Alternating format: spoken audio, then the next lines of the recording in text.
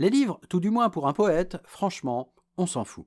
Pour un jeune poète, voir ses poèmes publiés dans une revue, un recueil, semble rester une sorte d'idéal à atteindre. Pourtant, c'est objectivement un idéal d'un autre âge. 4 recueils de mes poèmes ont été publiés. Et alors ? Alors, rien, oui rien, tout du moins pour les recueils publiés après la généralisation d'Internet. Quand vous publiez un recueil de poésie contemporaine sur papier, à de rares exceptions près, ça n'intéresse personne ou presque. Et parmi ce presque, ces rares personnes qui se retrouvent avec votre recueil entre les mains, combien vont vraiment le lire ? Attention cependant, si la poésie publiée dans les recueils papier n'est lue que par une minorité d'amateurs, cela ne signifie pas que la poésie n'intéresse personne. La poésie chantée est omniprésente. Quant à la poésie lue, les sites qui lui sont dédiés sur Internet attirent du monde, et il en est de même pour les lectures, en particulier sous la forme de slam. Dans un tel contexte, cela vaut-il encore la peine d'être publié sur papier ? Si l'éditeur est sérieux, qu'il assure une véritable promotion et distribution auprès d'un public éclairé, oui. Sinon, la publication d'un recueil papier satisfait l'ego du poète attaché à cette forme de diffusion de la poésie en voie d'obsolescence, mais elle ne lui garantit en rien une lecture attentive, y compris du peu de lecteurs qui mettront le nez dans son recueil. Le livre papier est une forme bien trop sacralisée de la transmission de la poésie. Pourtant, le livre n'a jamais été l'objet idéal pour cela, car il invite trop souvent à la paresse du lecteur qui se contente d'une lecture à voix basse des poèmes. En effet, le livre a fait oublier à beaucoup que la poésie est un art oral. Vous viendrait-il à l'idée de lire des chansons dans un livre ? Normalement, non.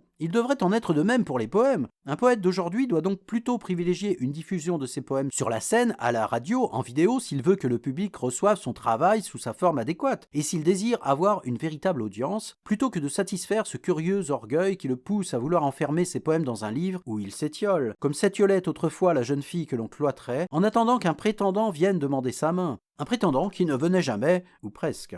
C'était Je préfère si vous n'êtes pas d'accord, épisode 9, les livres, on s'en fout. Merci de m'avoir écouté jusqu'au bout et n'hésitez pas à lâcher un petit commentaire parce que je préfère si vous n'êtes pas d'accord.